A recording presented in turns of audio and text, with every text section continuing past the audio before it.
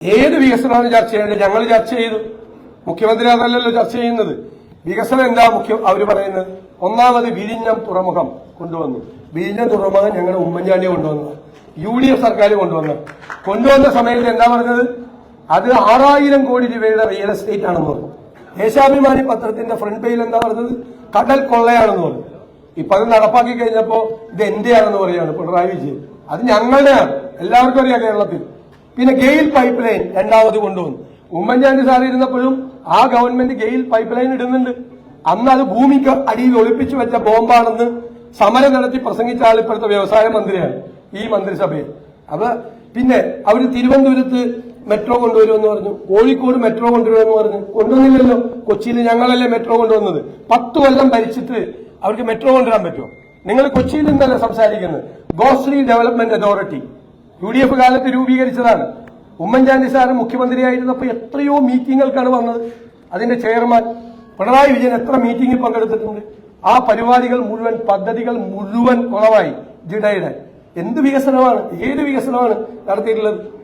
Highway വികസനം നടത്താൻ തന്നെ കാര്യം നമ്മൾ ലാൻഡ് അക്വിസിഷൻ ആക്ടിൽ ഭേദഗതി കൊണ്ടുവന്ന് ഈ പൈസ കിട്ടിയിട്ടാണ്. പണ്ട് 23,000 രൂപ ഒരു സെന്റിന് കിട്ടിയെടുത്ത് ഇപ്പൊ 8 ലക്ഷം 10 ലക്ഷം കിട്ടി. അതുകൊണ്ടാണ് ആളുകൾ അനുവദിച്ചത്. അതല്ലാതെ വേറെ ഒരു പരിപാടി നടത്തിയിട്ടില്ല.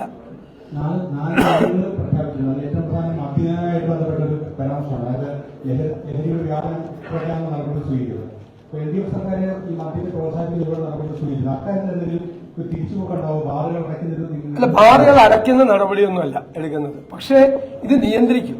ഒരു നിയന്ത്രണവും ഇല്ലാതെ ബാർ കൊടുക്കുകയാണ്. 2016 LDF സർക്കാർ മാനിഫെസ്റ്റോയിൽ പറഞ്ഞു മദ്യം കുറച്ച് കൊണ്ടുവരുമെന്ന്. ലഭ്യത കുറച്ച് കൊണ്ടുവന്നിട്ട് 29 ബാർ ഉണ്ടായിരുന്ന 1000 ബാറായി. കുറച്ച് കൊണ്ടുവന്നാണ് മാനിഫെസ്റ്റോയിൽ പറഞ്ഞത്. 1000 ബാറായി, 29 ബാർ ഉണ്ടായിരുന്നു. അതിനൊക്കെ ആവശ്യമായ നിയന്ത്രണങ്ങൾ, അല്ലാതെ അനാവശ്യമായ നിയന്ത്രണങ്ങളല്ല. നമുക്ക് കേരളം ഒരു റെസ്പോൺസിബിൾ ഡ്രിങ്കിങ്ങിലേക്ക് പോകണം.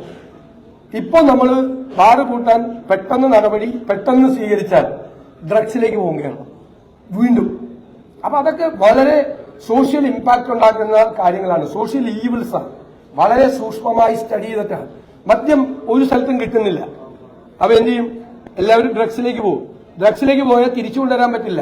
ചില സാമൂഹ്യമായ കാര്യങ്ങൾ കൂടി പരിശോധിച്ചിട്ടുള്ള ഫലപ്രദമായ ഒരു മദ്യനയം ഉണ്ടാവും. എല്ലാവരും കുടിപ്പിച്ച് കിടത്താനുള്ള മദ്യനയം ആയിരിക്കില്ല. 25 ലക്ഷത്തിന്റെ സൗജന്യ ആരോഗ്യ പദ്ധതി എന്ന് പറയുമ്പോൾ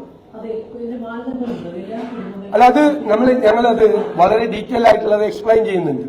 രാജസ്ഥാനിൽ അശോക് ഗെഹ്ലോട്ട് ഗവൺമെന്റ് വളരെ ഫലപ്രദമായി നടപ്പാക്കിയ ഒരു സിസ്റ്റമാണ്. നമ്മുടെ ഉദ്ദേശം തന്നെ 70% ഔട്ട് ഓഫ് പോക്കറ്റ് എക്സ്പെൻസ് ഉള്ളത് നമുക്ക് അത് ഒരു 1/3 കുറയ്ക്കണം കേരളത്തിൽ. അപ്പൊ തമിഴ്നാട്ടിൽ 5 വർഷം മുമ്പ് ഞങ്ങൾ പരിശോധിച്ചപ്പോൾ 64% ഔട്ട് ഓഫ് പോക്കറ്റ് എക്സ്പെൻസ്. ഇപ്പൊ ഒരു 32% ആക്കി തമിഴ്നാട് പോലുള്ള സ്റ്റേറ്റ്. കേരളത്തിലാണ് ഭയങ്കര ചികിത്സാ ചെലവ്. ഒരാൾക്ക് അസുഖം വന്ന കുടുംബം പോക്കാണ്. എത്ര പേരാണ് ചികിത്സിച്ച് ജപ്തി നടപടികൾ നേരിടുന്നത്? അതിൽ നിന്ന് കേരളത്തെ മാറ്റണം. അതിനാണ് ആ സ്കീം. ആ സ്കീമിന് നമുക്ക് അല്ലാതെ നല്ല രീതിയിൽ സപ്പോർട്ട് ചെയ്യാം.